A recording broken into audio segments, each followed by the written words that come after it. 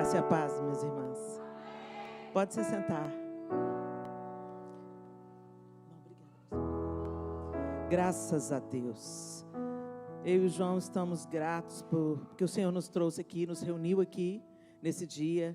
Estamos revendo velhos amigos. E é tão bom quando a gente se sente em casa. É tão bom quando a gente está em família. E eu tenho aprendido de Deus que o corpo de Cristo é tão diverso. E essa diversidade é tão linda, tão preciosa, né?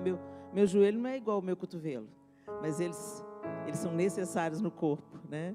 E é tão bom a gente ver a liturgia do culto distinta, a maneira diferente que nós louvamos a Deus, mas adoramos o mesmo Deus. Cremos no mesmo Deus, amamos a palavra de Deus, e isso é tão precioso, né? Essa diversidade. E é algo que deixou meu coração muito encorajado. Foi esse momento que nós tivemos aqui com a próxima geração.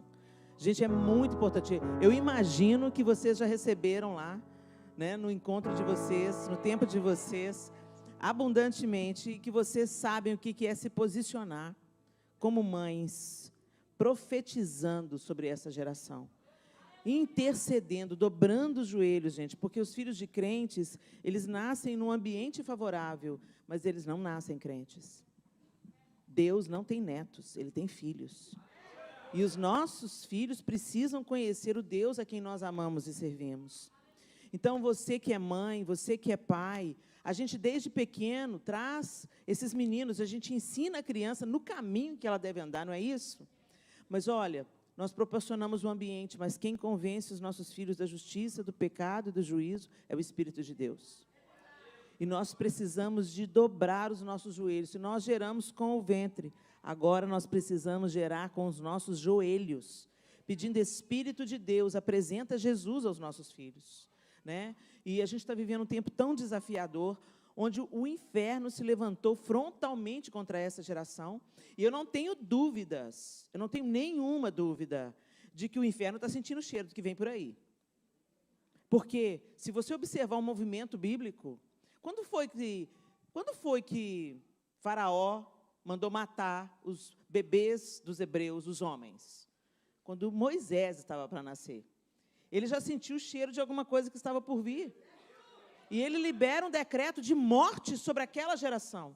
Mas nada pode abortar ou matar o projeto de Deus.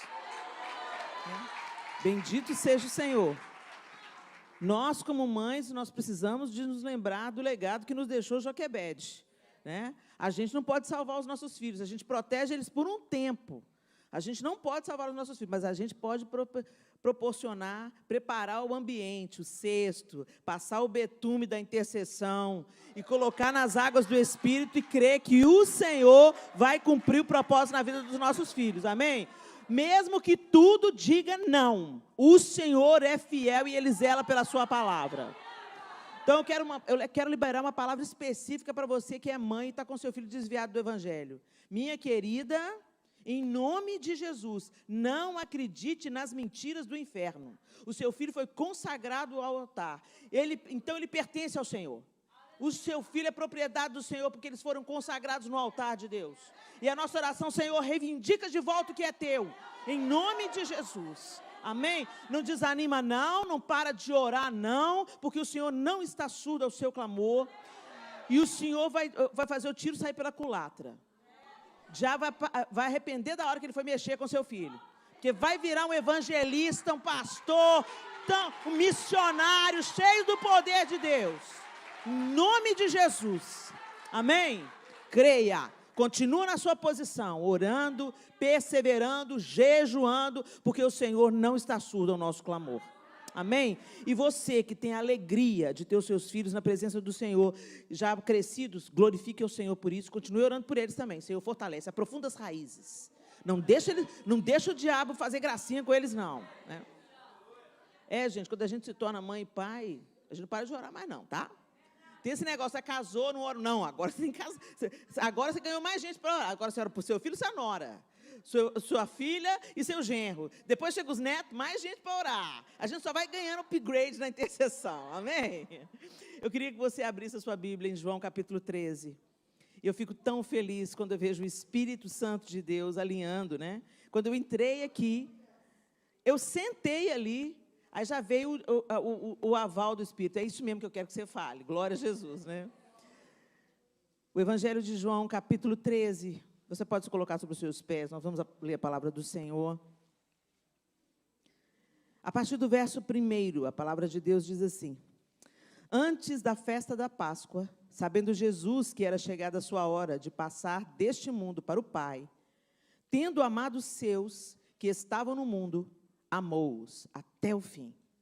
Durante a ceia, tendo já o diabo posto no coração de Judas Iscariotes, filho de Simão, que traísse Jesus, sabendo este que o Pai tinha confiado tudo às suas mãos e que ele tinha vindo de Deus e voltava para Deus, levantou-se da ceia, tirou a vestimenta de cima e, pegando uma toalha, cingiu-se com ela.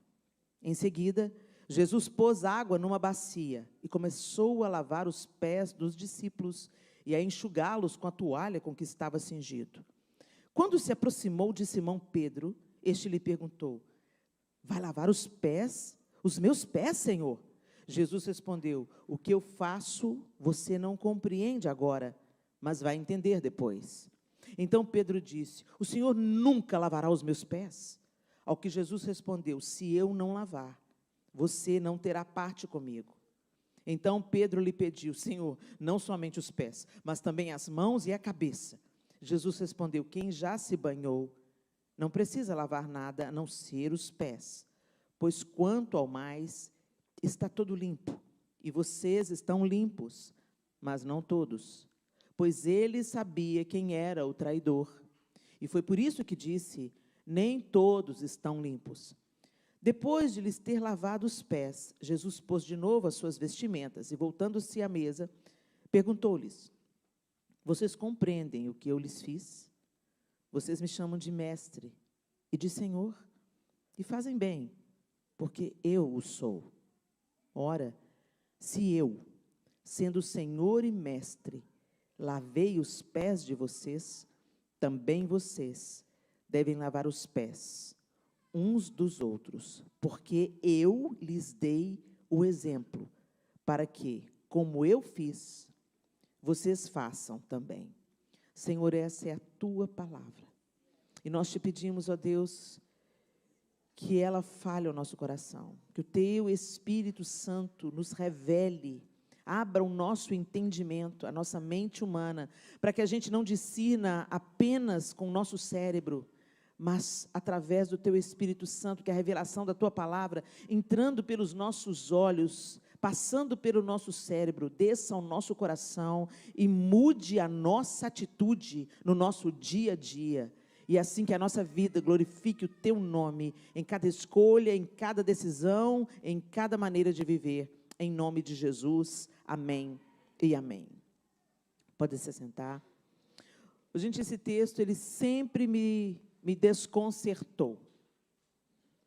Porque quando a gente vai estudar um pouco a cultura judaica, a gente entende, como já foi dito aqui, sem querer ser redundante, que lavar os pés aos convidados, aos visitantes, era o que oferecia um bom anfitrião. Um bom anfitrião, alguém que recebia o outro, a visita com honra, providenciava a lavagem dos pés. Por quê?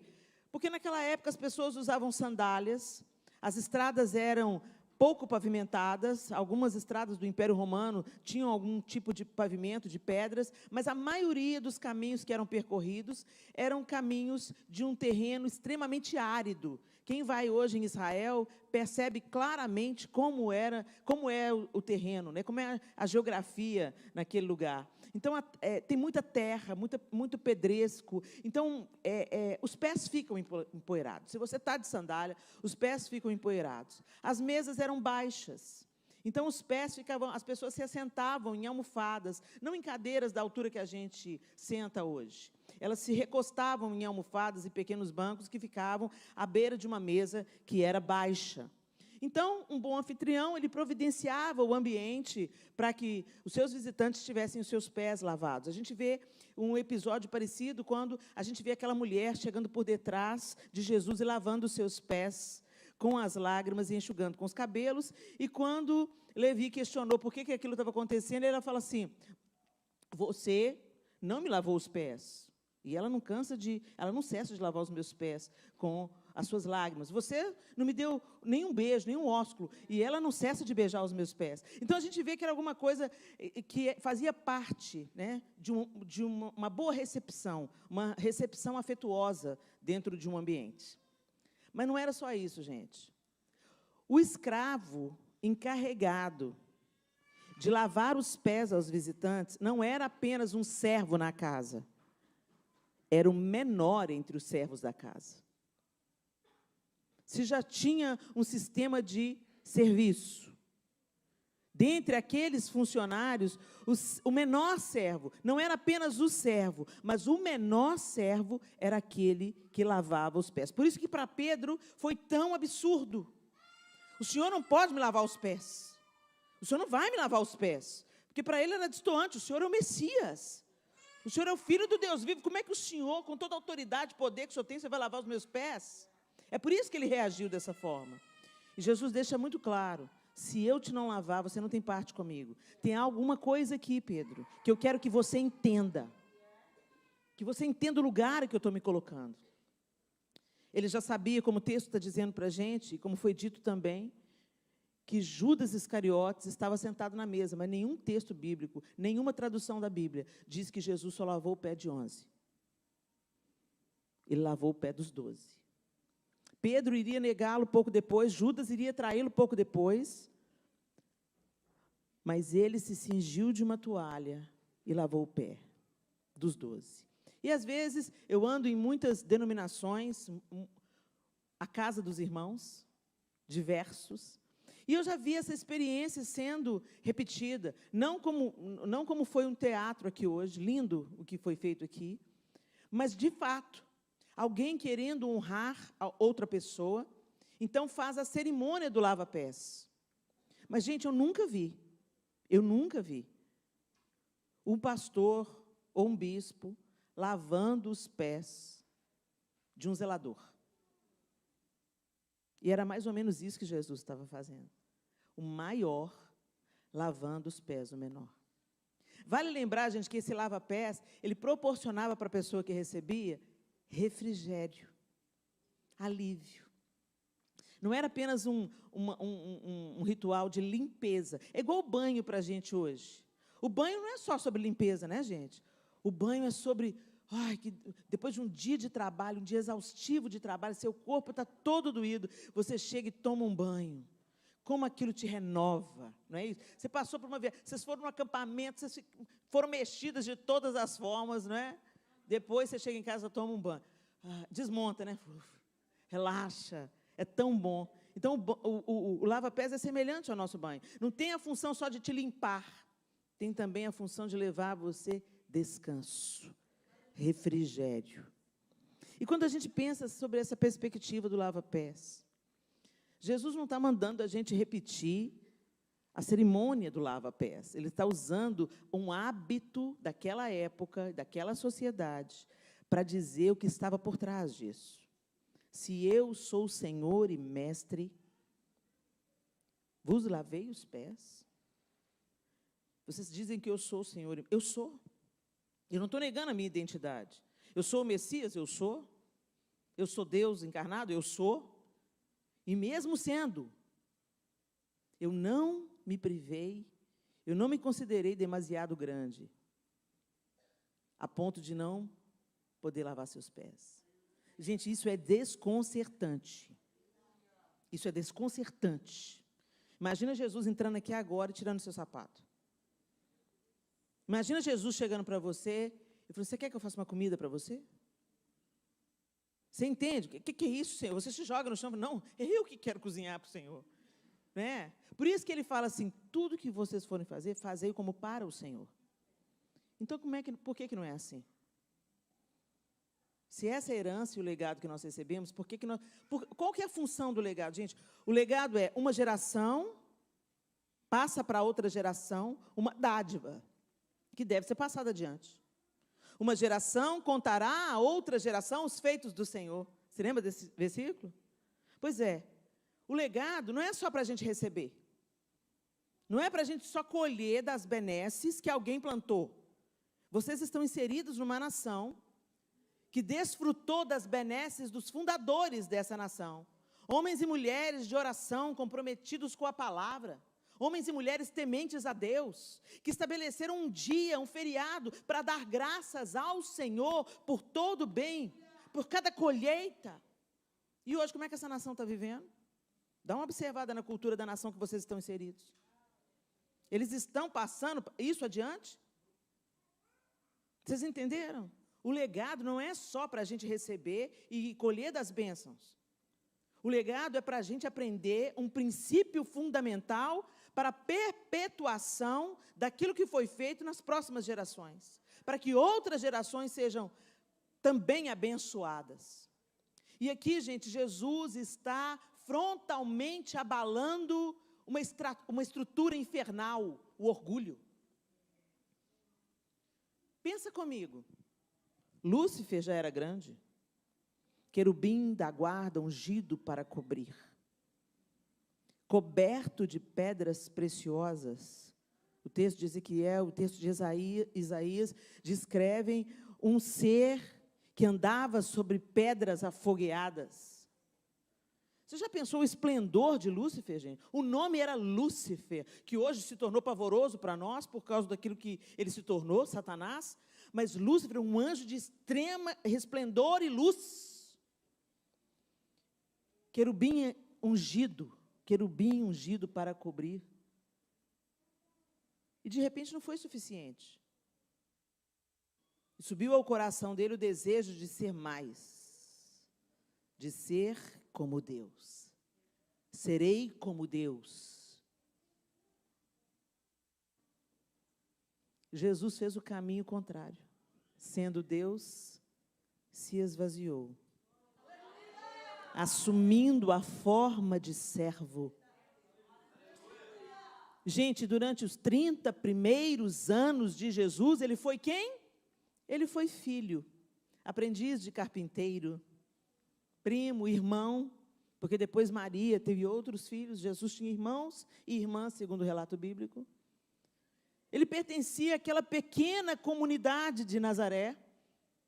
Por que ele não tinha credibilidade em Nazaré? Porque na cabeça de um judeu, o Messias que Deus iria enviar, era um homem que iria ocupar o lugar de Salomão. Ele iria restituir a glória a Israel.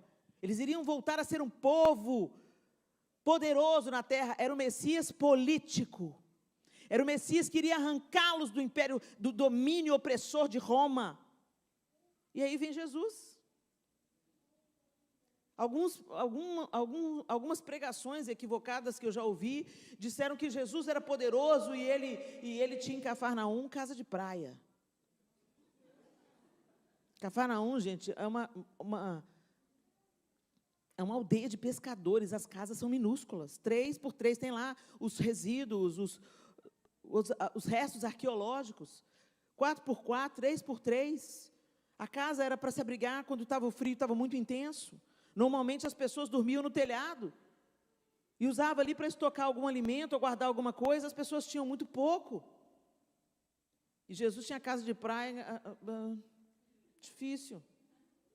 Não, Jesus entrou no jumentinho, porque jumentinho era a BMW da época. Não, gente,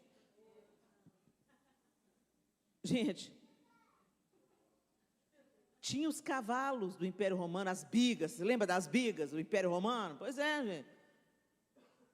Ele podia ter nascido em Jerusalém, mas foi nascer em Belém e não tinha lugar para ele. Você acha que se Deus quisesse abrir um lugar para ele, né, na hospedaria, Deus não tinha aberto? Gente, mas ele foi em rota de colisão com Lúcifer. Ele nasceu e foi colocado no lugar que animal come. Depois ele teve que fugir para o Egito. Depois ele volta e se instala em Nazaré, passa a sua infância numa aldeia que devia ter na época entre 800 pessoas, poucas famílias em Nazaré. Depois, quando ele começa o seu ministério, ele vai para Cafarnaum, uma aldeia de pescadores. E a grande Jerusalém matou Jesus. Ele se esvaziou em tudo ele se esvaziou. para apresentar para a gente aqui, gente, ele estava a poucas horas da crucificação. Ele estava dando, sabe assim, vamos supor que você descubra que vai morrer. Você tem um diagnóstico, o Senhor já falou que não vai te curar, que não vai manifestar a glória, que está te trazendo para casa. Você sabe, você está ali nos seus últimos momentos. O que você faz? Você reúne a sua família, seus filhos, e vai dizer, vai acentuar, vai afirmar o que é mais importante. De todos os seus ensinamentos, o que você quer fixar. Se eu vivesse isso, eu ia chamar os meus filhos e falar, não há vida sem Deus. Não se apartem da única fonte que é Deus. Senão vocês estão condenados. Para o João eu ia falar, não arruma uma pericrente para casar. Busca do Senhor uma esposa. Gente, se a gente está no leito de morte, não é isso que a gente vai fazer? Pois é, Jesus está em dos seus últimos momentos com os seus discípulos. Ele está naquele último momento, antes da última ceia. Antes de partir o pão. E o que ele enfatiza? Se eu sou Senhor e Mestre, vos lavei os pés, façam vocês o mesmo.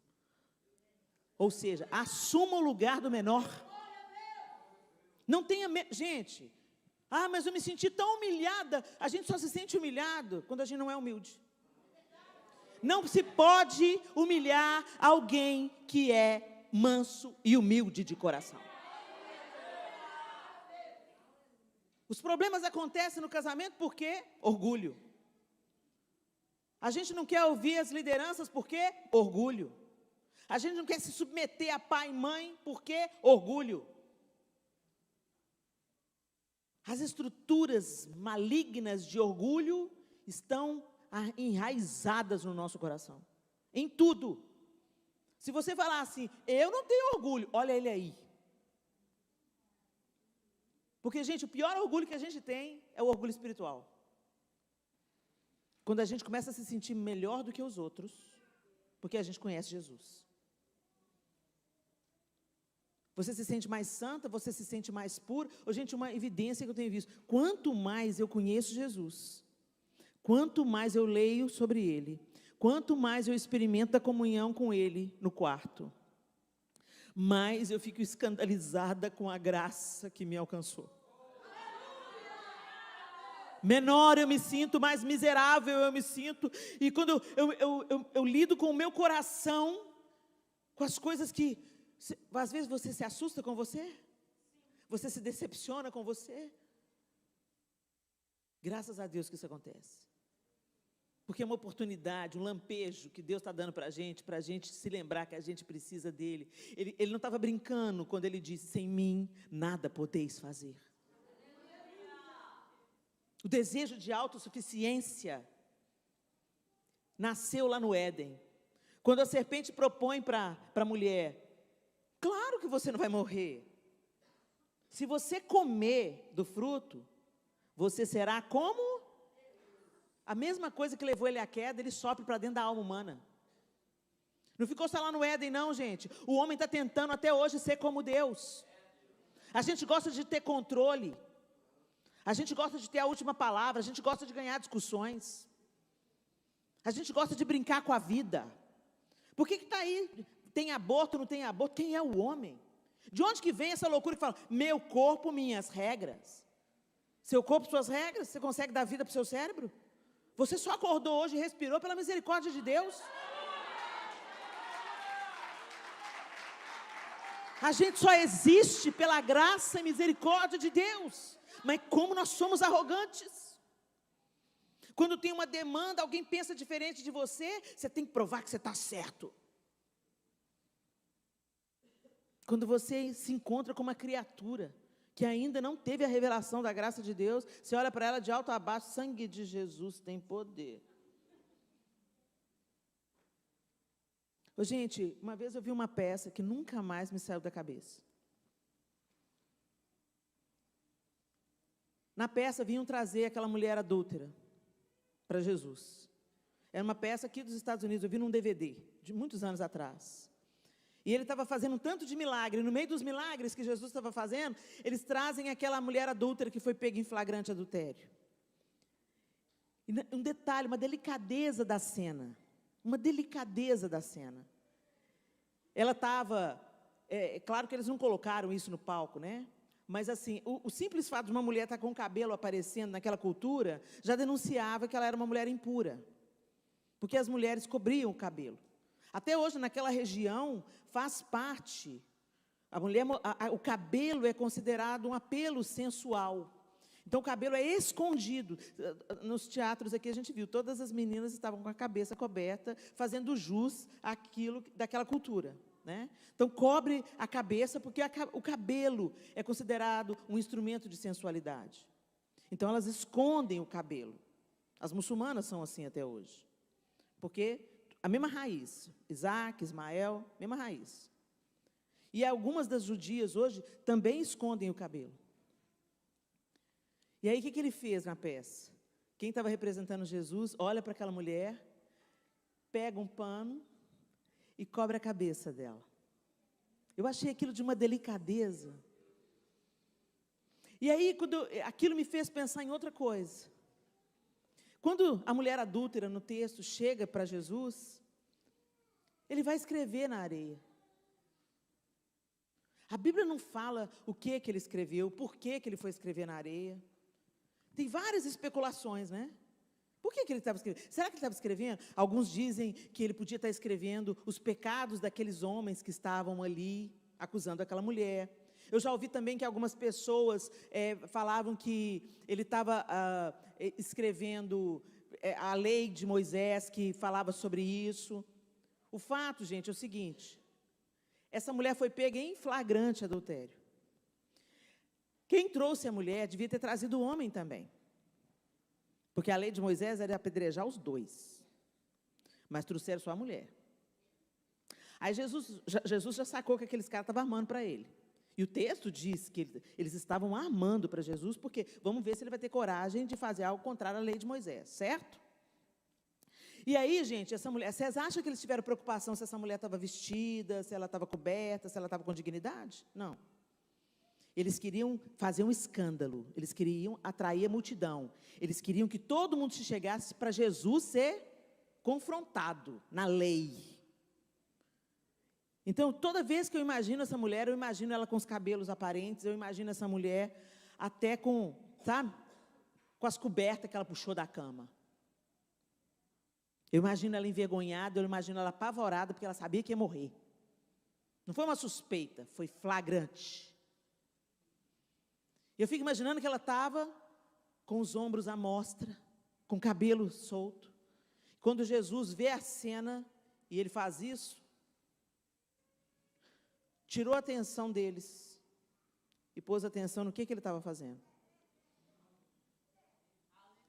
Gente, eu não me canso de pensar que ele estava dando um tempo para ela respirar e se recompor.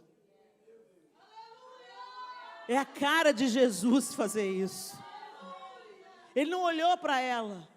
Imediatamente ele tirou os olhos dela e começou a escrever alguma coisa no chão, o que chamou a atenção dos olhares de todos os outros homens que podiam estar também com o olho nela. O que ele vai fazer? O que ele está escrevendo? Enquanto isso, eu fico imaginando ela respirando, coração pela boca, e ela cobrindo os ombros, ela cobrindo o cabelo, ela sentindo vergonha, ela querendo desaparecer. É a cara de Jesus fazer isso, não é, gente?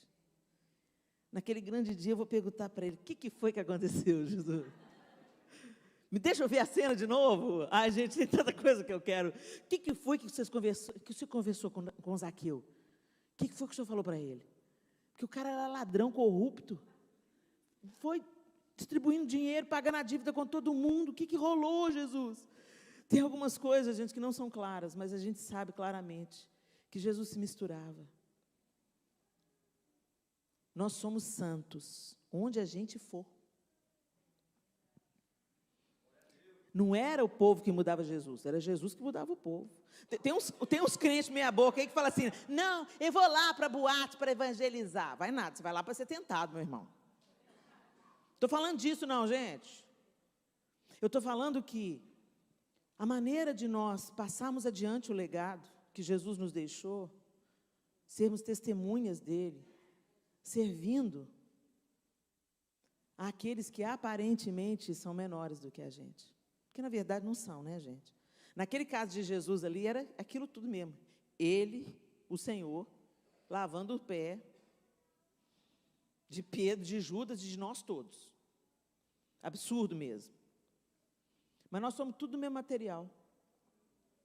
A nossa diferença com aqueles que ainda não conhecem Jesus é que nós conhecemos Jesus.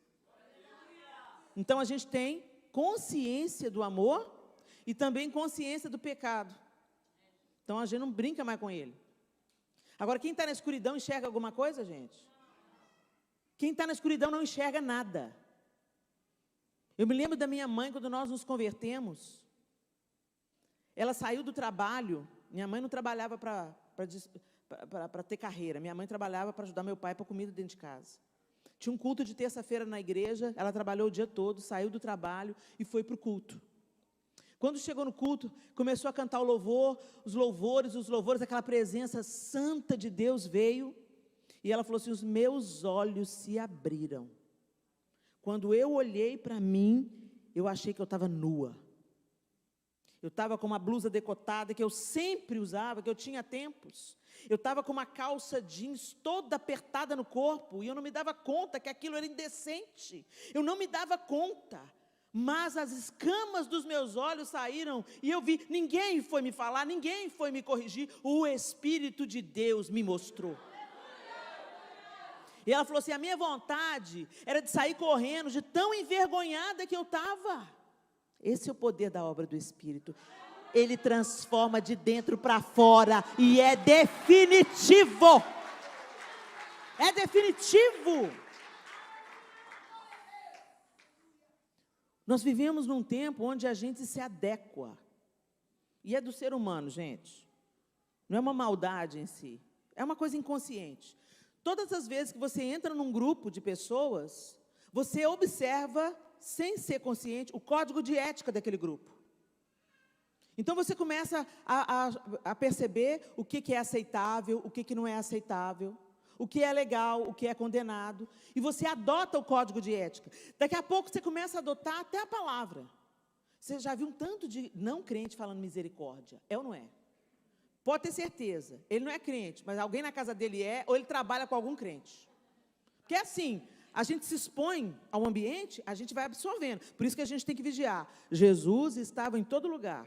Era um barco que navegava por todas as águas, mas a água não entrava dentro dele. Porque o que afunda o barco é o que entra dentro, a água que entra dentro. Então você pode transitar, você pode trabalhar, você pode servir em qualquer ambiente, em qualquer casa. Mas é você que muda o ambiente, você é que é o sal, você é que é a luz. A luz é que quebra a escuridão. Vocês estão entendendo, gente? É tão importante a gente saber isso. E o que está acontecendo hoje?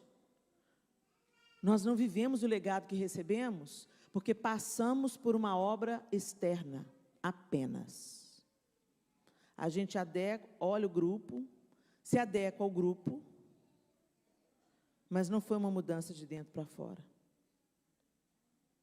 Então você continua na igreja, mas você continua fofocando. Você está na igreja há 10, 15 anos, mas continua odiando. Você continua tendo desejo de vingança. Você continua tendo um coração rebelde e desobediente. Você continua espalhando más notícias. Você continua prestando atenção no tamanho da saia da irmã, mas não está prestando atenção no tamanho da sua língua. Gente, santificação, ela aparece por fora de verdade quando ela transborda. Já encheu dentro, aí transborda. Então não caia na tentação, não caia na tentação de fazer a sua própria reforma exterior. Dependa de Deus.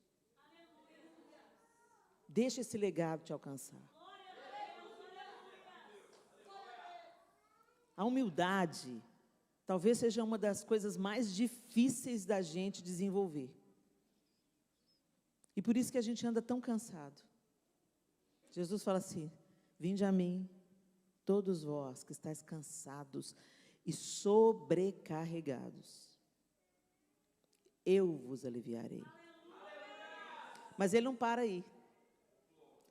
E aprendei de mim, que sou manso e humilde de coração. Pior coisa é a falsa humildade. Parece, mas não é. A pessoa vem assim, ô pastor, eu quero servir, o que eu posso fazer? Posso decorar, pastor? Eu tenho um dom, eu decoro, quero decorar. Ô irmã, você pode fazer isso? Claro, pastor, 6 da manhã. E 6 da manhã ela está aqui mesmo. Ela vem, ela faz tudo, ela adorna, ela ensaia, ela canta, ela faz e acontece. Quando chega lá na casa dela, onde é um ambiente comum, ordinário, não tem ninguém olhando para ela, fazendo o que ela está fazendo, o marido chega e fala, seu bem, põe a comida para mim lá no microwave, por favor. Ah, pelo amor de Deus, trabalhei o dia inteiro, estou exausto, fiquei o dia inteiro na igreja, trabalhei tanto lá, não sou empregada não, vai aí, se vira aí, ó. Essa aí é quem você é de verdade. Sabe qual que é o nosso pior problema? A máscara social. A gente parece ser o que não é. Parece ser mansa. Parece ser mansa. Paz do Senhor. Fala até baixinho. Paz do Senhor, irmão. O filho do pastor sobe no seu sofá, você fala assim, ô bem, desce daí. Neném, vem cá. Desce daí, neném. Senão você cai e faz dodói. Aí o seu filho da mesma idade, o pastor vai com a família dele embora. Aí o seu filho da mesma idade gostou da ideia do garoto do pastor. Sobe no sofá e começa, desce daí agora! Sabe quanto custou esse sofá? Vem aqui, menino. Essa aí que você é de verdade.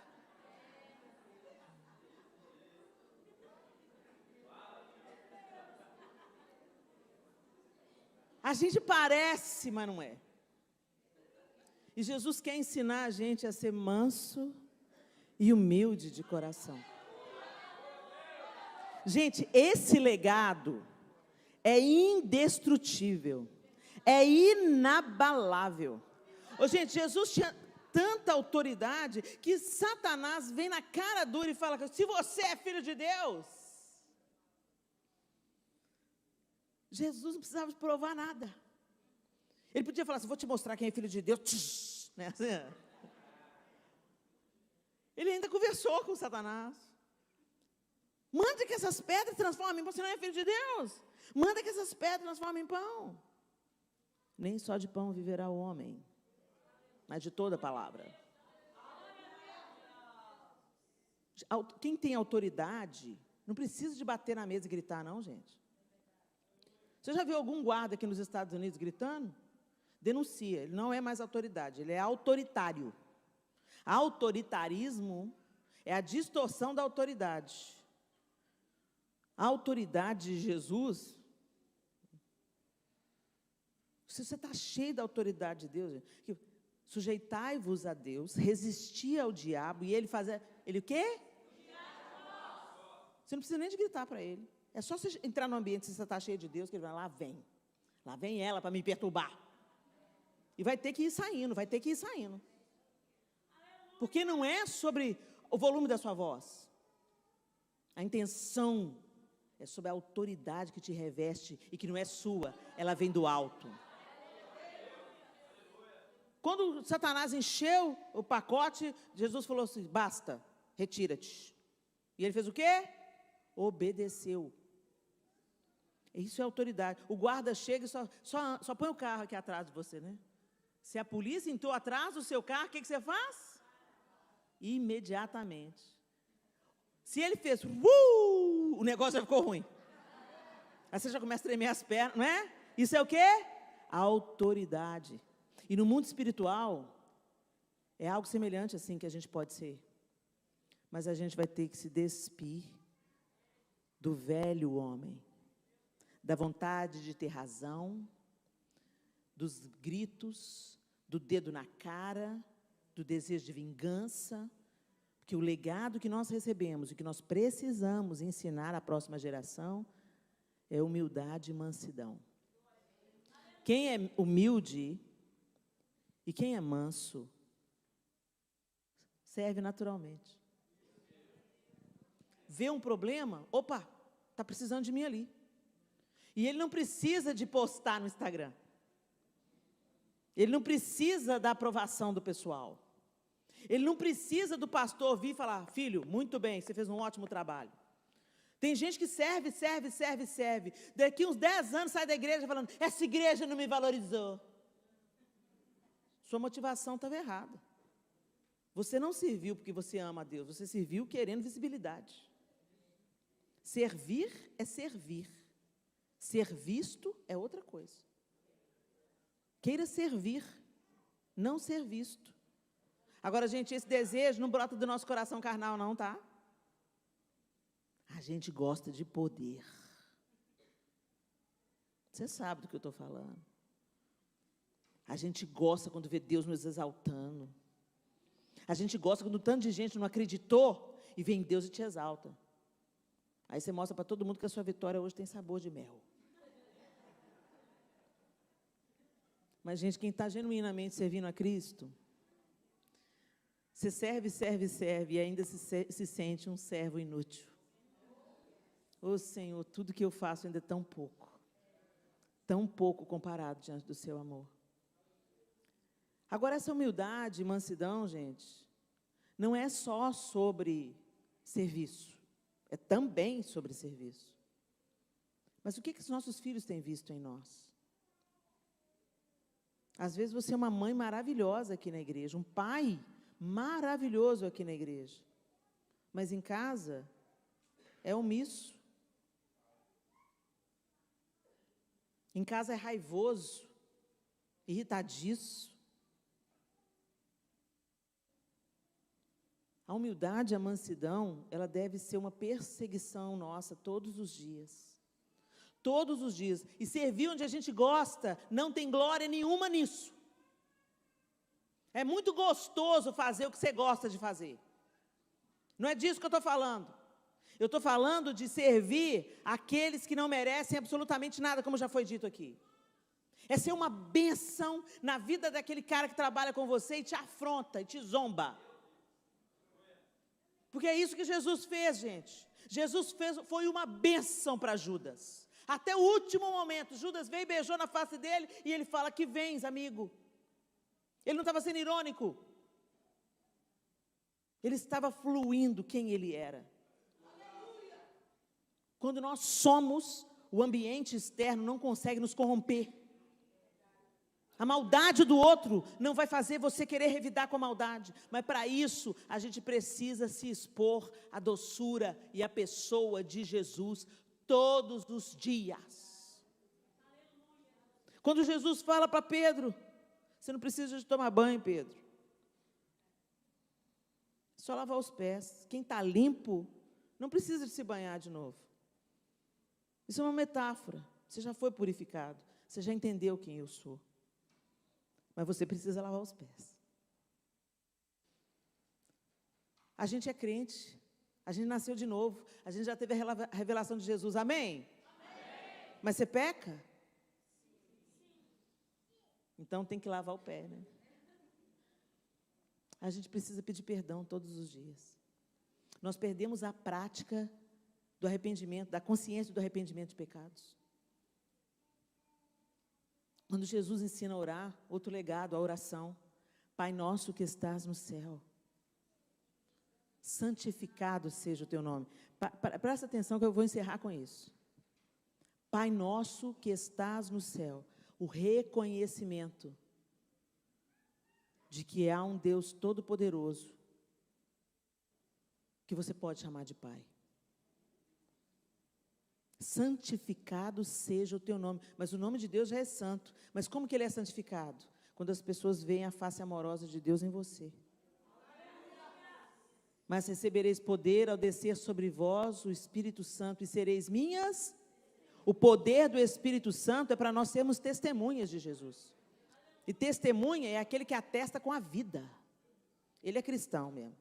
Ele parece com Jesus mesmo. Porque na hora que eu passo raiva nele, ele não revida na mesma moeda. Na hora que eu fecho ele no trânsito, ele não corre atrás de mim e põe uma arma na minha cabeça. Helena, mas isso é ser bobo, Helena. Isso é ser bobo. Um bom crente é bobo. Aos olhos do mundo nós somos bobos. Que o Senhor nos vingue, que o Senhor nos defenda. Santificado seja o teu nome. O nome do Senhor está sendo santificado através da nossa vida, igreja. Quando as pessoas veem você no seu trabalho, você é honesto, você é pontual, você é correto, elas veem o caráter de Cristo em você. Aquele que recebe o Espírito Santo não consegue ficar vivendo no caráter torto, não. O poder do Espírito nos alinha com o coração de Deus. Venha o teu reino. Reina sobre mim, Senhor. Manda em mim hoje, governa sobre mim hoje. Não interessa os sistemas que estão ao meu redor, o Senhor é que reina na minha casa, o Senhor é que reina na minha família. Eu me submeto ao Senhor. Venha a nós o teu reino. Seja feita a tua vontade. Aí pega, hein? Quando a vontade de Deus não coincide com a sua, né? Seja feita a sua vontade. Aqui na terra, assim como no céu. O pão nosso de cada dia. Confia para hoje. Para de ficar ansioso para amanhã. Para de sacrificar a sua família no altar de Mamon. Para de negligenciar os seus filhos por causa do part-time. Para de entrar no sistema do hamster, que faz você trabalhar e não construir nada. Não constrói nada, a família fica arrebentada, porque entrou no padrão de Mamon. É para você quebrar o sistema, é para você ser sal e luz. É para você trabalhar assim, porque Deus não respalda preguiçoso, não. Mas trabalhe e descansa, trabalhe e desfruta, trabalhe e abençoa os seus filhos. Não deixa faltar o que é necessário. O seu filho pode passar sem um tênis de luxo, mas ele não pode passar sem o seu amor, sem o seu olho no olho. Não sacrifique a próxima geração. Não adianta você estar orando para Deus selar os seus filhos, guardar os seus filhos, ungir os seus filhos quando eles saem para a escola, se dentro de casa eles não têm exemplo. E se você não olha nos olhos dos seus filhos, e se você não discipula os seus filhos. Não terceiriza os seus filhos. Trazer os seus filhos na igreja, vou voltar a dizer, não basta. Porque eles vêm na igreja 1 ou 2 vezes por semana, mas eles moram com você. E eles passam mais tempo na escola. Isso significa que você tem que ser mais intencional ainda. Para amar o seu filho, para ouvir o seu filho, para ler o seu filho. Para se conectar a ele, para falar, Espírito de Deus, me revela o que esse menino está passando. Fala comigo, Deus, como é que eu posso interferir? Está dormindo? Vai lá, unge o menino, unge o quarto dele, unge esse menino. E põe limite nas trevas. Satanás, nesse você não toca em nome de Jesus. Senhor, manda os seus anjos para proteger.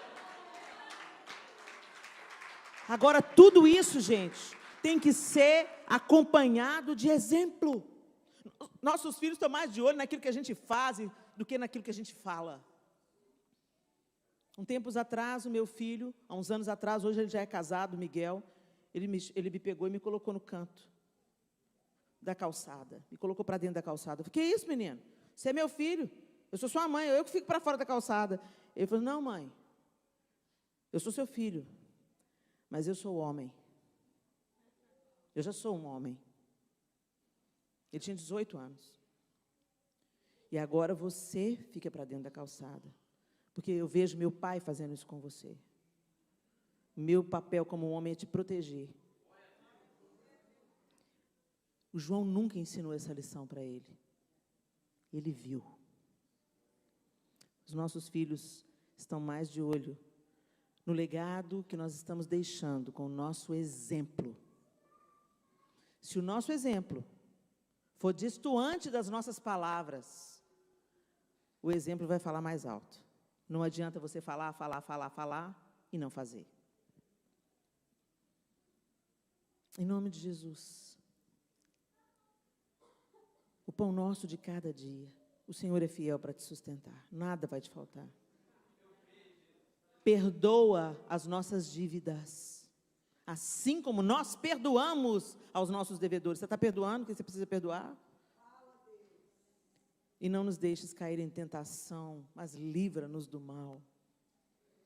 Eu não consigo me livrar do mal sozinho, Senhor. Eu posso até me livrar do mal que está ao redor de mim, mas eu não posso me livrar do mal que habita o meu coração, se o Senhor não me livrar de mim mesmo, da minha arrogância, da minha soberba, da minha altivez, da minha vontade de ser aprovada, do meu desejo de sucesso, de ser aplaudida, de ser apreciada, de ser admirada, de ter muitos seguidores no Instagram. Isso tudo não vale nada.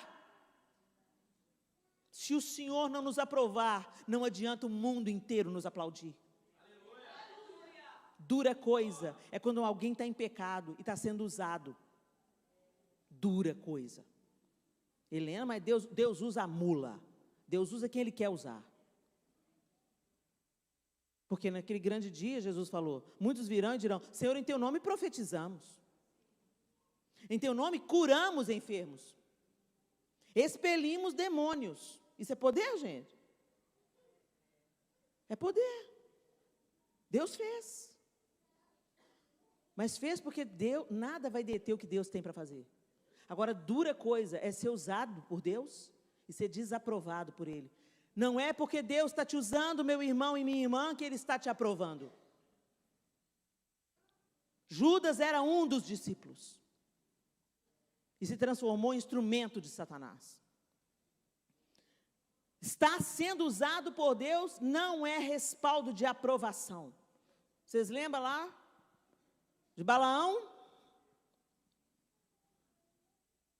Foi para profetizar contra o povo de Israel e teve que profetizar a favor. Deus usa quem Ele quer. Não se engane. Jesus nos alertou. Não pense você, porque você está profetizando em meu nome, está curando enfermo em meu nome, está expulsando o demônio em meu nome, que eu te conheço. Que a gente se volte para esse legado indescritível, constrangedor. O servo fiel, ele vem como rei poderoso, mas o legado que ele nos deixou é o legado do Cordeiro. Manso, humilde, servo.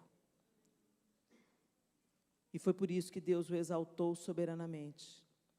Portanto, se existe alguma exortação em Cristo, alguma consolação de amor, alguma comunhão do Espírito, se há profundo afeto e sentimento de compaixão, então completem a minha alegria, tendo o mesmo modo de pensar, tendo o mesmo amor e sendo unidos de alma e mente. Não façam nada por interesse pessoal ou vaidade, mas por humildade, cada um considerando os outros superiores a si mesmo, não tendo em vista somente os seus próprios interesses, mas também os dos outros. Tenham entre vocês o mesmo modo de pensar de Cristo Jesus, que mesmo existindo na forma de Deus, não considerou o ser igual a Deus algo que deveria ser retido a qualquer custo. Pelo contrário, ele se esvaziou, assumindo a forma de servo, tornando-se semelhante aos seres humanos, e reconhecido em figura humana, ele se humilhou, tornando-se obediente até a morte, e morte de cruz. E por isso, também Deus o exaltou sobremaneira, e lhe deu um nome que está acima de todo nome, para que ao nome de Jesus se dobre todo joelho nos céus, na terra e debaixo da terra, e toda língua confesse que Jesus Cristo é o Senhor, para a glória de Deus Pai. Esse é o nosso legado. Que Deus abençoe vocês.